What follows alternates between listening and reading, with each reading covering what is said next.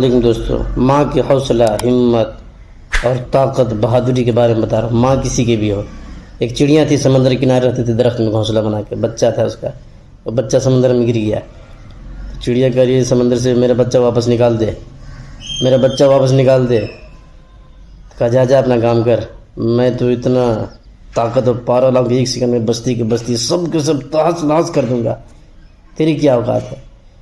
ماں کہہ رہی چڑیا کہ میرا بچہ باہر نکالتی ہے یا میں تجھے ویران کر دوں، سکھا دوں، ختم کر دوں، برباد کر دوں؟ تو کہا جا جا تو اپنا دیکھ۔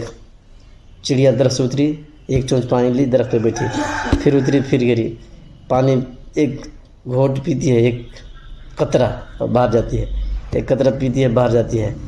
ایسے کرتے 20 بار 30 بار جو کرنی، سمندر کہنے لگا کہ نہیں نہیں نہیں، اپنا بچہ لے جا۔ سمندر نکال کے اس کا بچہ باہر پھینک دیا۔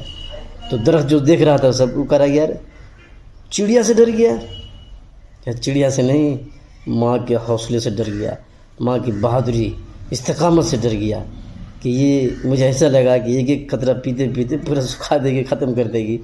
ماں کے حوصلوں سے میں ڈر گیا ہوں۔